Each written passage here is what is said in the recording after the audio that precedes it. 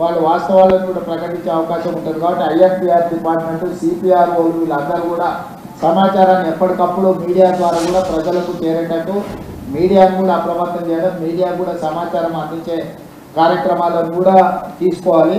వీళ్ళందరినీ కోఆర్డినేషన్ చేయడానికి chief secretary గారు, డీజీ గారు, కమిషనర్లు మీరు ఒక గ్రూప్ క్రియేట్ చేసుకొని ఎప్పటికప్పుడు ఆ గ్రూప్లో మీరు డిస్కషన్ చేసుకొని ఇన్స్ట్రక్షన్స్ ఇవ్వడానికి కూడా అవసరమైన దీంట్లో కూడా మీరు ఒక కోఆర్డినేషన్ లాగా ఉండాలి. ఎందుకంటే ఒకసారి ఫోటో కలుస్తారు, కలవరు, లేకపోతే సిగ్నల్ బ్రేక్ అయ్యి ఇదయ్యి ఏదైనా ప్రాబ్లం వస్తే కూడా మీరు ఒక గ్రూప్ క్రియేట్ చేసుకొని డిజాస్టర్ మేనేజ్మెంట్ కోసం నెక్స్ట్ 72 అవర్స్ని అడ్రస్ చేయడానికి అవసరమైన ఒక గ్రూప్ క్రియేట్ చేసుకోండి. కన్సర్న్ మినిస్టర్స్ అందరూ అందుబాటులో ఉంటారు, నేను కూడా అందుబాటులో ఉంటాను.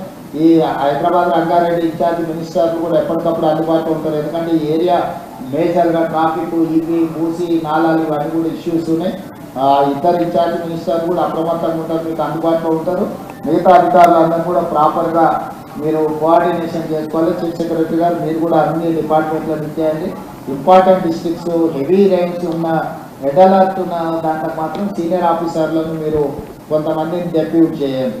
దాంతో ఇది అవుతుంది. తర్వాత ఇరిగేషన్ డిపార్ట్మెంట్ కూడా మీరు వాటర్ ఇన్ఫ్లో అవుట్ఫ్లోస్ క్యాలిక్యులేట్ చేసుకొని ఎప్పటికప్పుడు గేట్ పెట్టడం కానీ, లేకపోతే వాటర్ని స్ట్రీమ్ లైన్ చేయడం కానీ, ఎక్కడికక్కడ విడుదల చేయడం కానీ ఉంటుంది. మీరు చాలా వరకు ఏంటంటే ఇప్పుడు గోదావరిలో, కృష్ణలో ఫ్లో ఎక్కువ లేదు కాబట్టి వర్షం వచ్చినా నష్టం లేదని ఏదైతే ఆలోచనలు ఉందో రీసెంట్ డేస్లో క్లౌడ్ బస్ట్ వల్ల ఎక్కువ డ్యామేజ్ అవుతుంది. వాటిని అప్రమత్తంగా ఉండండి. ఇప్పుడు అత్యధికంగా మన సిస్టమ్ అంతా 24 గంటలకు 2 సెంటీమీటర్ల వర్షం కురిస్తే సరిపోయే వ్యవస్థ ఏర్పాటు చేసుకున్నాం మనం పట్టణాలలో. కానీ 2 గంటలలో 30-40 సెంటీమీటర్లు వచ్చినప్పుడు మనకున్న డ్రైనేజ్ వ్యవస్థ కానీ, మనకున్న రోడ్ల వ్యవస్థ కానీ సరిపోదు. దాంతో ఏమవుతుందంటే పూర్తి స్థాయిలో ఎంత మీరు అటెండ్ చేసినా రోడ్ల మీద మొత్తం నీళ్లు నిలిచిపోతున్నాయి, ట్రాఫిక్ నిలిచిపోతుంది. దాన్ని దృష్టిలో పెట్టుకొని వీలైనంత మేరకు చీఫ్ సెక్రటరీ గారికి సూచన చేస్తున్న స్కూల్స్, కాలేజెస్ కూడా కంటిన్యూగా నడపాలన్నా, హాలిడేస్ ఇవ్వాలన్నా పరిస్థితిని బట్టి అంచనా వేసుకోండి. అదేవిధంగా ఐటీ ప్రొఫెషనల్స్ కూడా వర్క్ ఫ్రమ్ హోమ్ చేయడానికి అవకాశం ఉంటే వాళ్ళని కూడా అప్రమత్తం చేయండి. వీలైనంత మేరకు ప్రజల్ని రోడ్ల మీదకి రాకుండా జాగ్రత్తగా సేఫెస్ట్ ప్లేస్లో ఉండేటట్టు డిపార్ట్మెంట్ పరంగా అప్రమత్తం చేయండి. మీరు కూడా డిఫరెంట్ డిపార్ట్మెంట్స్, నేను special chief secretary IT and వాళ్ళకు కూడా సంజయ్ కూడా నేను ఇన్స్ట్రక్షన్ ఇస్తున్నా. శ్రీధర్ బాబు గారితో కోఆర్డినేట్ చేసుకొని ఐటీ కంపెనీలు కూడా వీలైతే నెక్స్ట్ 2-3 రోజులు వర్క్ ఫ్రమ్ హోమ్ చేసుకోవడానికి అవకాశం ఉంటే దాన్ని కూడా ఎగ్జామిన్ చేయమని వాళ్ళకి చెప్పండి, వాళ్ళని అలర్ట్ చేయండి. సైబరాబాద్ కమిషనర్ కూడా ఆ ఏరియాలో ఐటీ కంపెనీలు టచ్లు ఉంటాయి కాబట్టి వీలైతే సైబరాబాద్ కమిషనర్ గారు కూడా వాళ్ళతో కోఆర్డినేషన్ చేసుకొని వీలైనంత మేరకు వర్క్ ఫ్రమ్ హోమ్ అయ్యేటట్టు చూడండి. దాంతో ఏంటంటే రోడ్ల మీదకి కొంత ట్రాఫిక్ తక్కువ ఉంటే హ్యాండిల్ చేయడం ఈజీ అవుతుంది. స్కూల్స్ అండ్ కాలేజెస్ కూడా పరిస్థితి బాగాలేకపోతే అవసరమైతే సెలవులు ప్రకటించైనా 2 రోజులు వాటిని స్ట్రీమ్ లైన్ చేసుకోవడానికి అవసరమైన వాటిని కూడా మీరు చర్యలు తీసుకొని ఇచ్చేయండి. దీని ప్రకారం ఏ చిన్న ప్రాణ నష్టం, ఆస్తి నష్టం, పశు సంపద నష్టం ఎలాంటివి జరగడానికి వీల్లేదు. జంట నగరాలలో పాత భవనాలు ఏమైనా ఉంటే కూడా జనాలు అక్కడ నుంచి ఖాళీ చేయించండి. చాలా పురాతన శిథిలావస్థకు వచ్చిన భవనాలు ఉన్నాయి.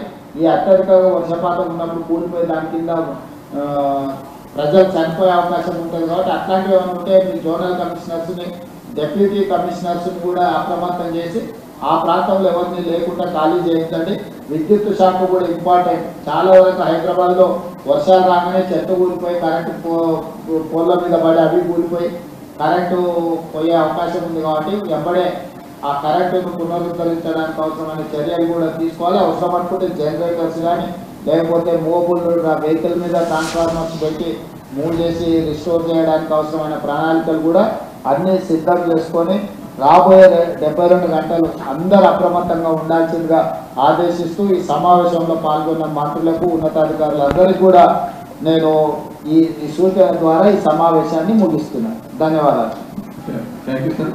ఒక మాట చెప్పి ముగిస్తాను సార్. ఏంటంటే TR-27 ఒక ప్రొవిజన్ ఉంది. అత్యవసర